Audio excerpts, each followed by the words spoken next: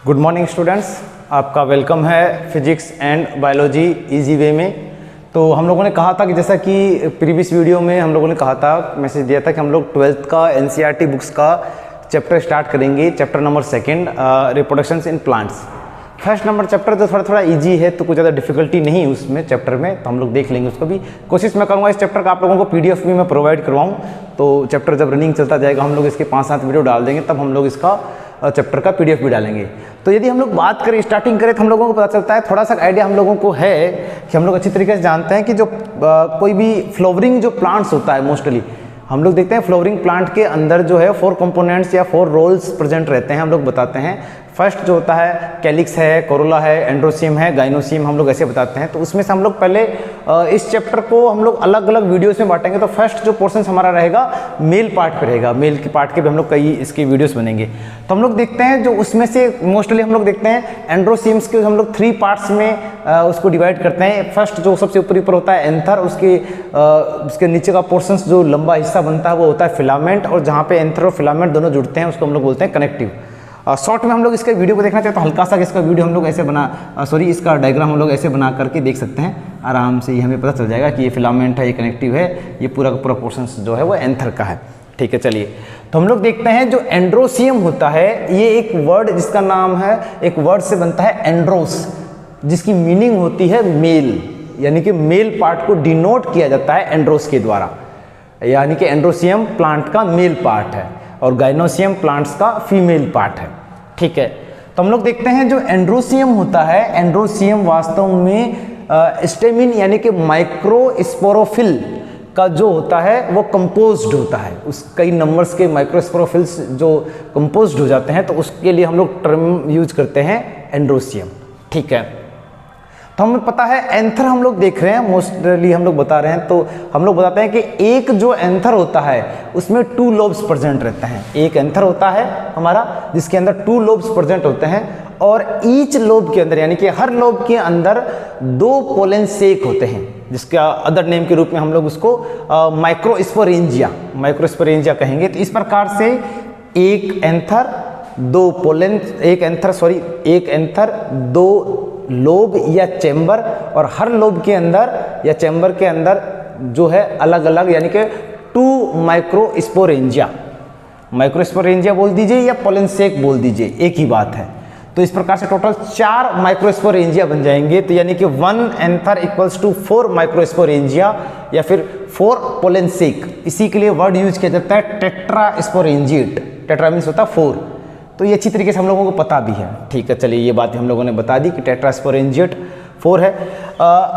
डाइथियस एक word use किया जाता है। डाइथियस का मतलब होता है जब 2 लोब्स प्रेजेंट हों साथ में एंथर, यानी कि कोई एक एंथर है जिसके अंदर 2 लोब्स प्रेजेंट है, तो उसके लिए हम लोग वर्ड यूज करें डाइथियस का।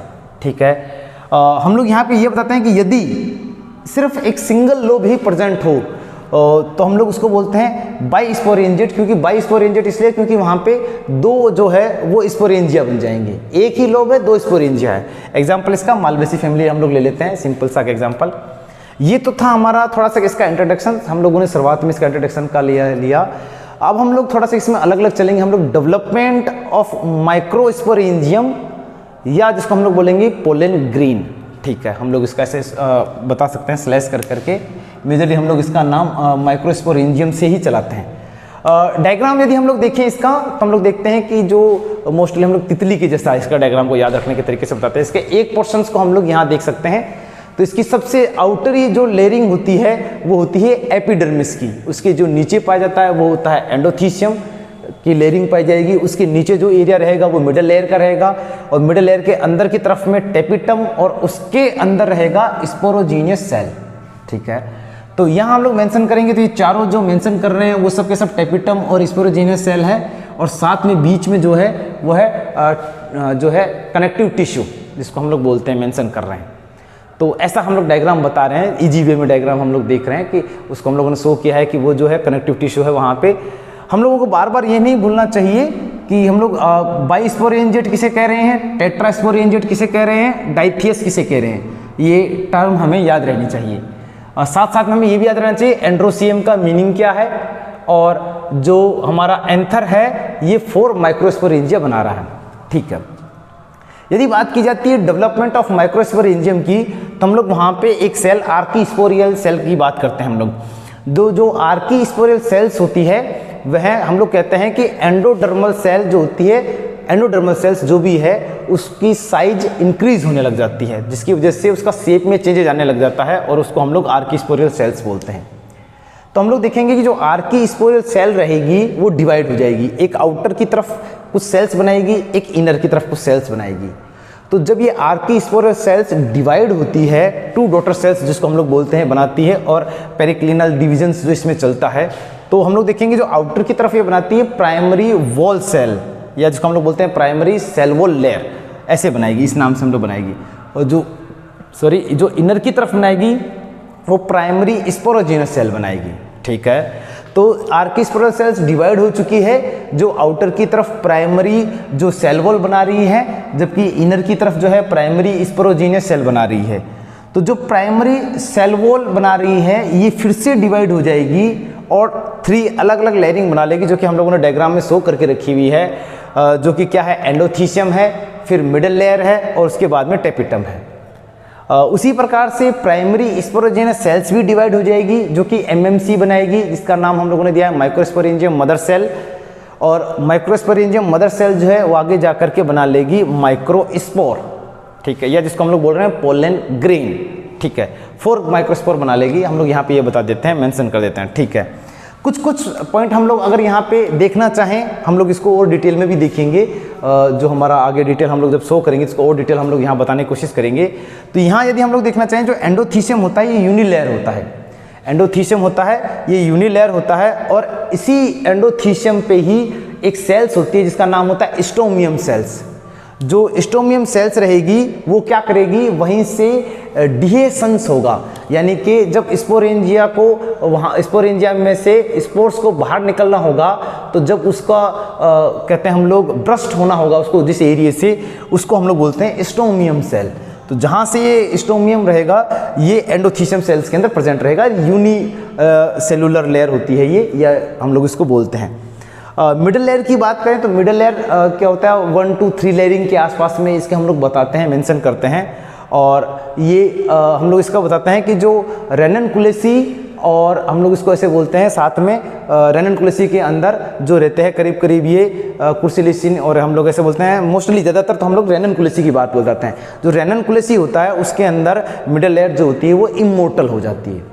वैसे नॉर्मल रूप से कुछ टाइम तक ही सर्वाइव करती है, लेकिन उनके अंदर ये इमोर्टल हो जाती है, लाइफ टाइम तक बनी रहती है। ठीक है, और ये 1 to 3 लेयरिंग के आसपास में ये रहती है।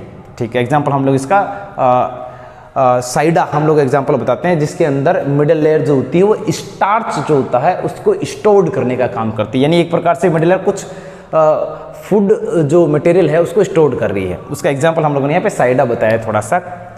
हम लोग अभी बहुत डिटेल में इसको नहीं देख रहे हैं, हम लोग थोड़ा सा आइडिया ले रहे हैं कि क्या करेंगे, ये क्या क्या चेंजेज इनमें होगा।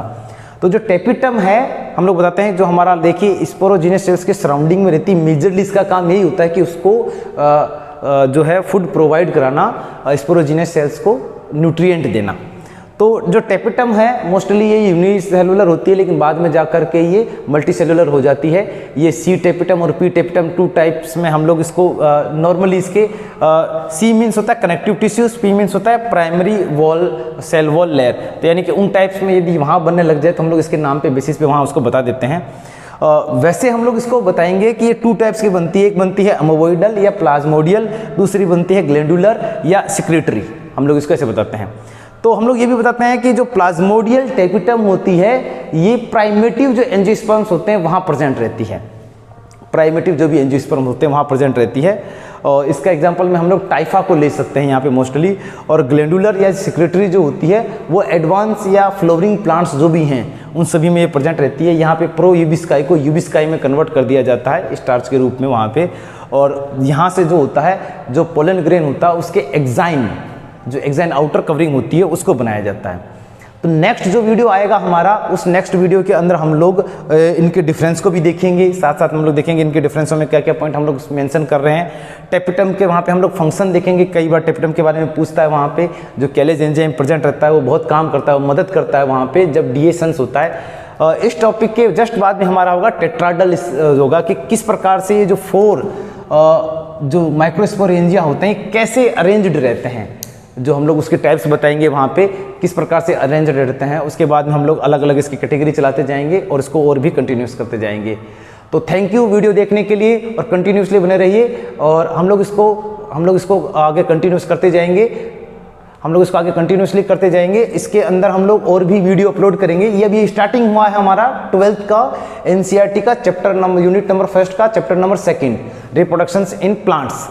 तो हम लोगों ने सिर्फ इंट्रोडक्शन लिया है, आज हम लोग इसको आगे और डिटेल में करेंगे। चलिए थैंक यू, और ऐसे ही आप लोग वीडियो देखते रहिए, इसको लाइक कीजिए, सब्सक्राइब कीजिए और भी जो स्टूडेंट हैं उनको आप लोग इसको फॉरवर्ड कीजिए। Thank you.